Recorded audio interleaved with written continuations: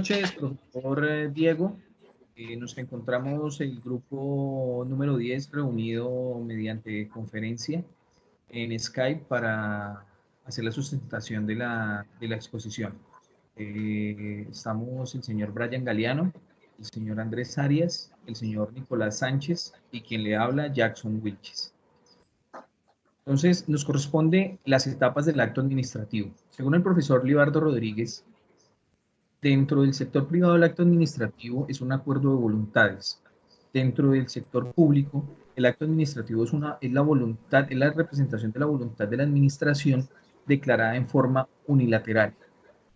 Según él, existen 5 etapas del acto administrativo. Entre ellas son nacimiento, publicidad, controversia administrativa, efectos y desaparición de sus efectos. Vamos a hablar como primera medida del nacimiento del acto administrativo. El acto administrativo tiene unos elementos esenciales. Para la jurisprudencia son los siguientes, o según la jurisprudencia mejor, son los siguientes: el órgano competente, la voluntad administrativa, el contenido, los motivos, la finalidad y la forma. Pero según la doctrina colombiana, tenemos los siguientes elementos esenciales: los sujetos, el objeto o contenido, la causa o motivo, la finalidad y las formalidades. Estos elementos esenciales son para la validez del acto administrativo, pero no quiere decir que todos sean los requisitos para el nacimiento. Para el nacimiento del acto administrativo solo necesitamos algunos de estos elementos esenciales, que son los siguientes: la competencia, los procedimientos y la forma de presentación que explicaremos a continuación.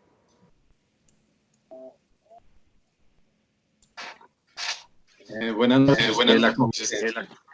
Les voy a hablar sobre qué es la competencia. La competencia es la facultad o poder jurídico que tiene una autoridad para ejercer determinada función.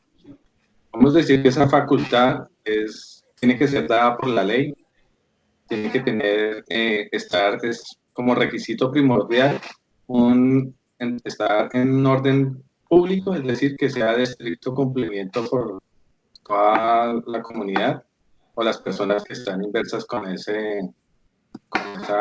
autoridad administrativa. Decimos que tiene 3 elementos esenciales: el elemento material, el elemento territorial y el elemento temporal. El elemento material en sí es el objetivo de la competencia, el cual desarrolla esa función de forma legal. Un ejemplo de este elemento material es cuando el presidente de la República tiene esta competencia para nombrar su equipo de trabajo, en este caso para nombrar su gabinete que lo va a acompañar en su periodo presidencial de gobierno. Entonces tiene la competencia para nombrar a los ministros, en este caso el gabinete que él haya escogido para ese tema. El segundo elemento es el elemento territorial.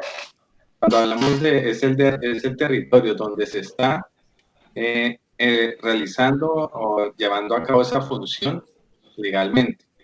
Un ejemplo claro de esta territorialidad es el de la parte de cuando en el Ejecutivo el presidente tiene competencia a nivel nacional, en todo el país.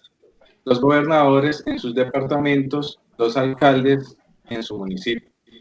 Ese es el elemento territorial. Y el tercer elemento es el elemento temporal. Va relacionado con el tiempo durante el cual se va a desempeñar o va a hacer, se puede ejercer legalmente esa función. Decimos que cuando hablamos de temporalidad, decimos que es desde el momento en que se posesiona. Vamos a hablar del funcionario que va a ejercer la competencia, se posesiona, es la posesión como tal, no es el nombramiento, no es el ganado un concurso, no es el nombramiento como tal, es el acto administrativo donde se firma el nombramiento. Y se termina con el retiro. ¿Qué situaciones de retiro se pueden presentar? Una declaración de una insubsistencia puede ser cuando están nombrados por libre nombramiento y remoción, entonces existe una renuncia protocolaria, se presenta más que todo en las directores administrativos como la DIAN, como el DANI, hacen una renuncia protocolaria. Y también hay un retiro cuando es el resultado insatisfactorio de esas funciones que han cumplido. Esa es la famosa evaluación de desempeños que tienen los funcionarios. Puede ser también por la renuncia por pensión de jubilación o vejez, por invalidez, por una destitución por alguna investigación disciplinaria.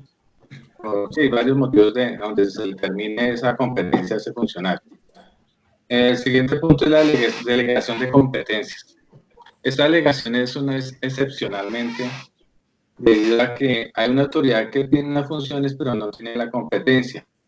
Esa competencia se le puede dar de una manera, atribuírsele de una manera transitoria. Un ejemplo de eso puede ser la descongestión en los juzgados. Hay unos juzgados que tienen hasta cierta competencia, pero les pueden atribuir para que descongestionen otros juzgados y se les da entonces esa competencia. El otro tema que vamos a explicar es el conflicto de competencia. Este conflicto de competencia se da cuando dos entidades o autoridades administrativas se consideran que tienen la competencia para decidir o para conocer sobre un determinado asunto. Puede ser este conflicto de competencia, es un ejemplo, puede darse con la justicia penal militar y la justicia ordinaria. Un ejemplo puede ser cuando en un caso se presenta que la autoridad, un ejemplo, un policía, entre sus ejercicios de sus funciones, digamos, un policía, un cuadrante, está uniformado, está en su turno y se presenta una riña y hay una persona que el supuesto agresor va a agredir al policía, el policía en uso de su defensa agrede al agresor y le causa alguna herida o le puede causar la muerte.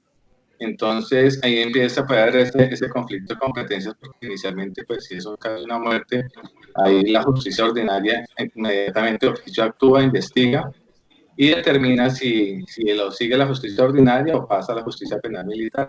Entonces ahí hay un conflicto de competencias y eso pues, el organismo encargado de mirar quién tiene la competencia pues ya sería el Consejo de Estado. Esa es en sí la parte de la competencia, sus elementos y el tema que tenemos después. Bueno, muy buenas noches. Complementando un poco lo que nos comparte el compañero Andrés, pues un caso muy reciente de este conflicto de competencias, pues lo estamos viviendo con la serie de decretos a nivel gobierno y a nivel departamento, incluso a nivel municipal, donde existe en cierta manera un choque de disposiciones por el estado de emergencia que pues ya seguidamente vamos a tratar un poco sobre la estructura que sigue dentro del acto administrativo. Seguidamente vamos a hablar un poco de los procedimientos, pues nos orientamos por el Código y Contencioso Administrativo, específicamente en su artículo 4, donde se definen en sí tres categorías para poder impulsar este acto. Vamos que, como bien lo decía el compañero Jackson, tenemos que tener presente que para poder desarrollar estos actos, al tratarse de un acto, en cierta manera, un acto jurídico que genera efectos, pues hay que generar ciertas garantías, que es lo que desarrolla el profesor Libardo, que vamos a exponer a continuación. El primer elemento es el derecho de petición. Dejamos la estructura legal, que es la Ley 1755 del 2015, que en cierta manera actualiza el contencioso administrativo y define a su vez ciertos parámetros, donde es más un tema de forma que se requiere surtir para poder desarrollar la expresión del acto en sentido estricto.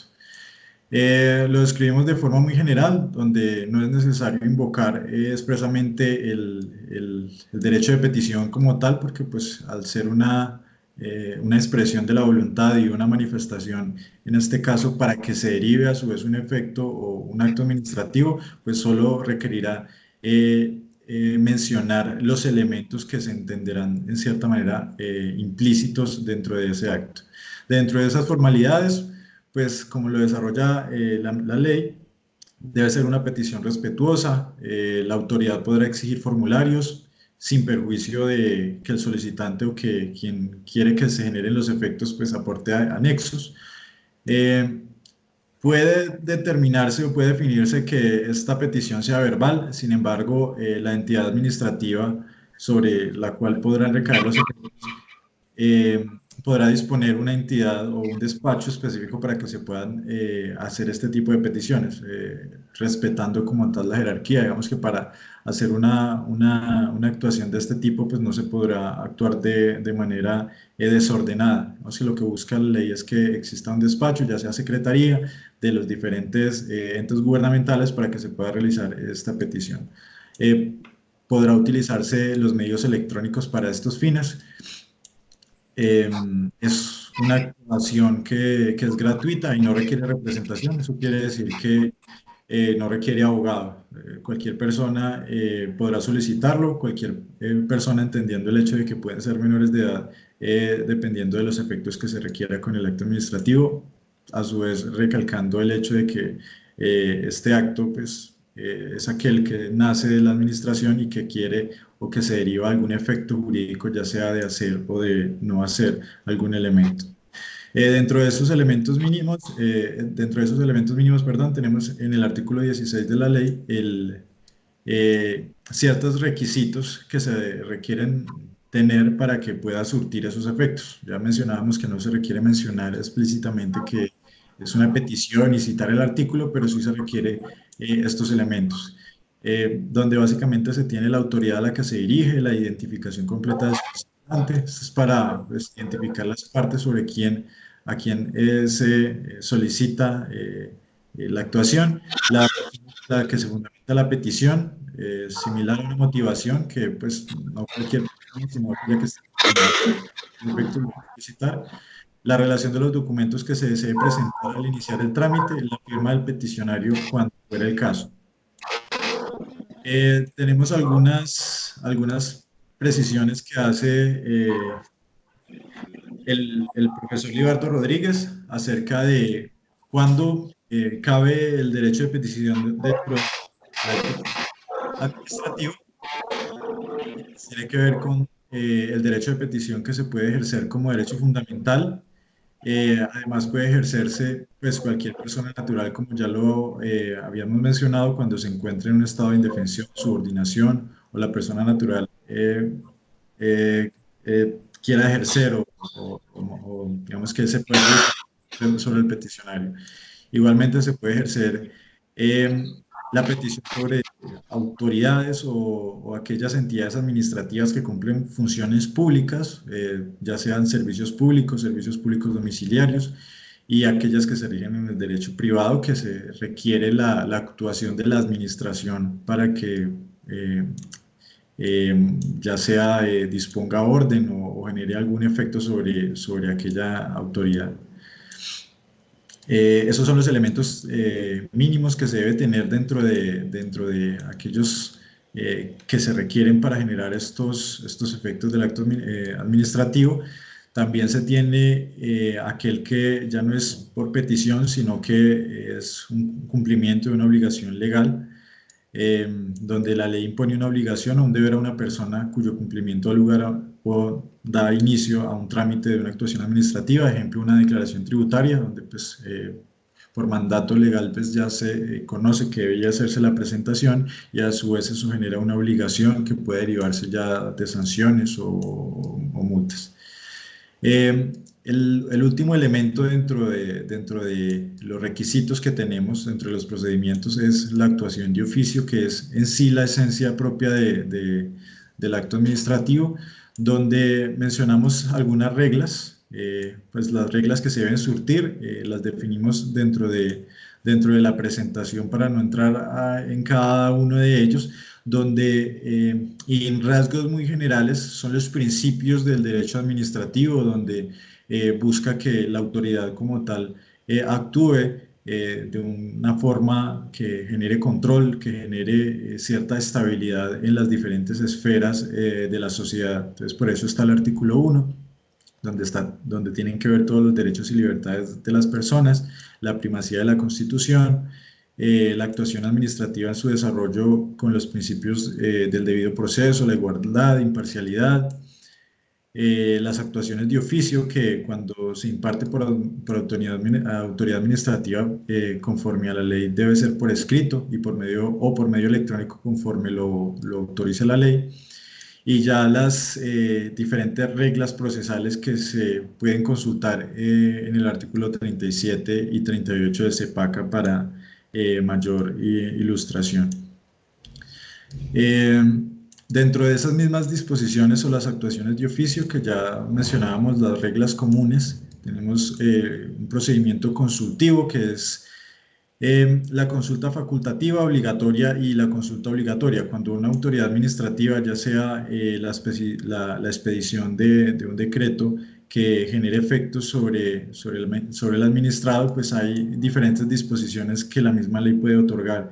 La consulta facultativa es aquella consulta que se realiza a una entidad y que no genera unos efectos de obligatoriedad. La consulta obligatoria sí genera esos efectos, es decir, que si lo solicita deberá acatarse, y la consulta obligatoria imperativa, que es aquella que la ley ya dispone que se debe realizar este tipo de actuaciones. En el caso de la extradición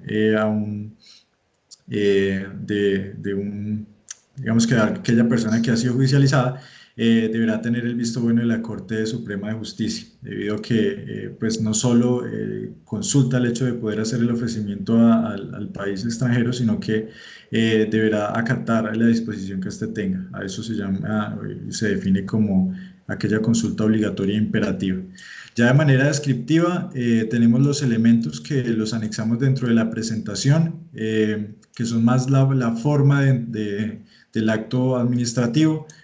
Traíamos alusión al decreto número 418 del 2020, el 18 de marzo, que era lo que hacíamos mención al inicio acerca de la autoridad que impone el gobierno acerca del poder de mandato en este caso donde se decreta el estado de emergencia. Lo dejamos dentro de la presentación. Lo único que es importante señalar, que no nos vamos a detener mucho en eso, es la estructura que debe tener el acto administrativo, donde debe mandarse un encabezado, donde se indique el despacho o la oficina, en este caso es el Ministerio de Interior, el nombre, número y año de la expedición. Es un decreto donde se debe mencionar pues si es un decreto, una resolución, un acuerdo, la fecha de expedición, la fecha completa. La referencia al resumen corto pues ya es de qué se trata como tal ese decreto, la denominación legal, quién lo hace, si es el presidente de la República, el ministro, la Asamblea, en este caso pues es el ministro de Interior.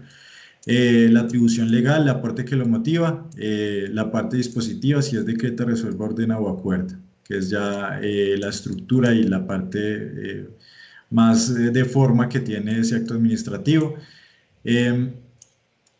Mencionamos en cierta manera los recursos, porque pues, dentro de la estructura que diseña Libardo es necesario tenerlo, teniendo en cuenta que a su vez el objeto del acto administrativo es que genere unos efectos. A su vez estos efectos pues, pueden ser controvertidos.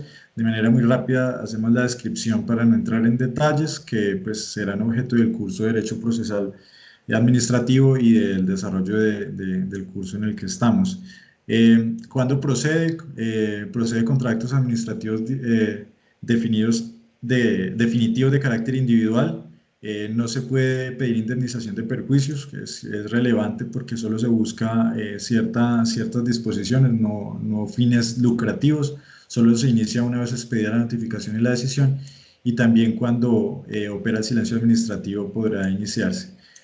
Hacemos la descripción de los recursos. El recurso de posición lo dejamos a manera de consulta dentro del esquema que planteamos, al igual que el recurso de apelación y de queja, que no difiere mucho de los recursos y sus efectos dentro del derecho civil. Es decir, que si bien tienen otra naturaleza, la esencia o en sentido estricto sigue siendo la misma. Por eso lo dejamos de manera consultiva para no tocar temas que pues no es de nuestra competencia, pero igual lo queremos expresar para efectos de consulta y más académicos que otra cosa. Ya el siguiente grupo son los efectos, ya lo compartirá nuestro compañero Nicolás.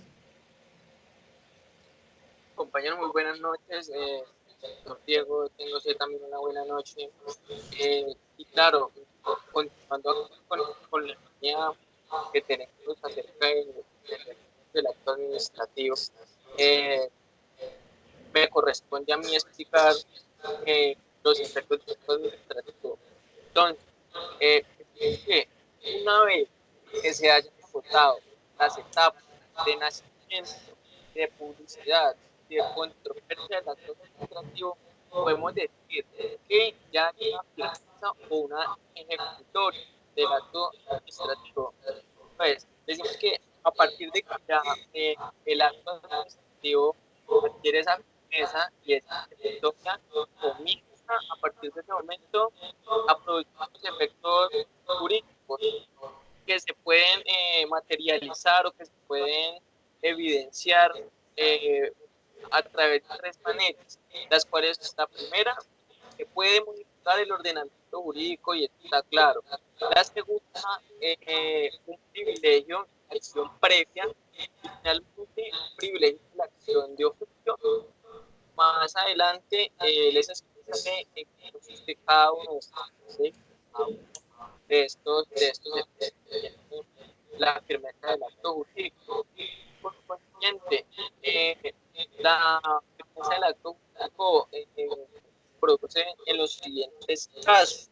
Son momentos, entonces, cuando no procede recurso contra el acto administrativo, cuando desde el día siguiente a la publicación del acto administrativo recurso, así como también del día siguiente al vencimiento del término para interponer el recurso. Además de eso, también del día siguiente a la notificación de aceptación de los recursos. Finalmente, vemos entonces que el último de los casos que se produce en la firmeza administrativa desde el día siguiente a la protocolización, a la que alude el artículo 85 del CEPACA, para el silencio administrativo positivo, como ya nuestro compañero Brian nos había mencionado hace un momento.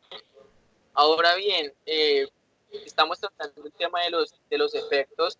Se produce un efecto que es generar un efecto de doble,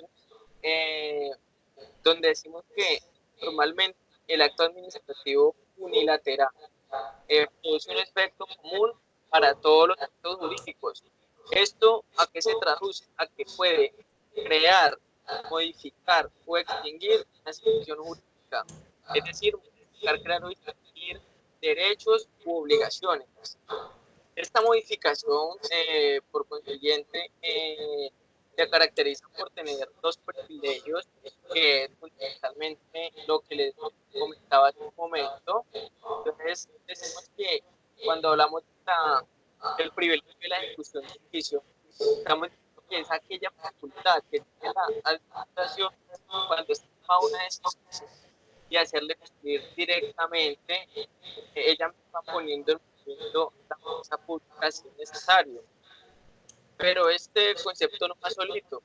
Esto va ligado también a una serie de reglas, se rige por medio de una serie de reglas, que es la siguiente.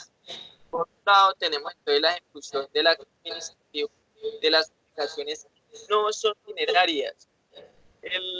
El CEPACA claramente prevé que hay que agotar dos etapas o que existen dos etapas para estas obligaciones dinerarias. Entonces, dentro de estas dos etapas tenemos una etapa que es persuasiva y otra que lo contrario, es una ejecución forzosa. En ese orden de ideas decimos que la ejecución persuasiva es cuando si el obligado se niega a cumplir este acto administrativo que se cometió, primero se multará sucesivamente. Y claro, y es pertinente en este momento aclarar que la multa puede ir de 1 hasta 500 salarios mínimos legales actuales vigentes, ¿sí? Y se le concede un plazo para cumplir con esta obligación. Ahora nos trasladamos a la ejecución forzosa. Entonces, decimos acá que ya agotado el proceso de la ejecución persuasiva, el obligado continúa sin cumplir, a pesar de las multas impuestas, este acto administrativo, los actos que le correspondan, es decir, la administración por medio de está pudo completar la obra que tenía para esta persona y lógicamente las costas que en esta ejecución estarán a cargo de la persona que incluyó el acto administrativo. Ahora bien, tenemos también ejecución previa. Ya hablamos de la ejecución de oficio, ahora vamos a hablar de la ejecución previa. Esta ejecución consiste básicamente en la administración no tiene necesidad de ir previamente ante el juez para declarar sus derechos, ¿sí? Simplemente acá el gobernado o la persona a la cual se le está imponiendo el acto administrativo toma una posición que el profesor Eduardo dice que no es tan buena y que es una posición de antemano pues mala para esa persona, una posición como demandante. Acá también podemos hablar de una jurisdicción activa. Entonces, eso significa que las entidades públicas deberán recaudar todos los dineros en su favor, que se le cojan o que se le hayan impuesto al gobernador, como ya lo mencionaba. Es por la parte de los elementos del acto, de los efectos del acto administrativo. ¿Algún compañero desea en este momento complementar el tema de los efectos del acto administrativo? En este momento, oportuno para que lo haga.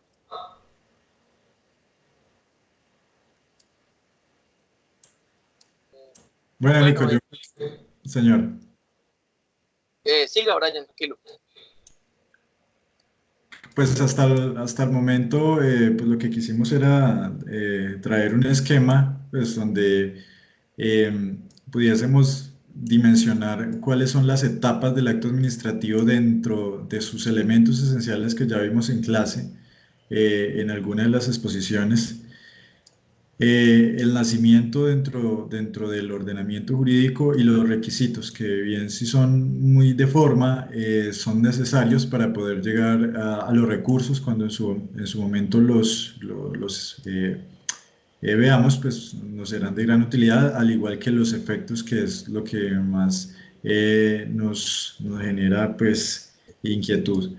Ya dentro de este trabajo lo que hacemos es compartir el esquema, algunos de los decretos que tuvimos como base para hacer el trabajo y la fundamentación bibliográfica que utilizamos, que lo compartiríamos en su integridad anexo a este video.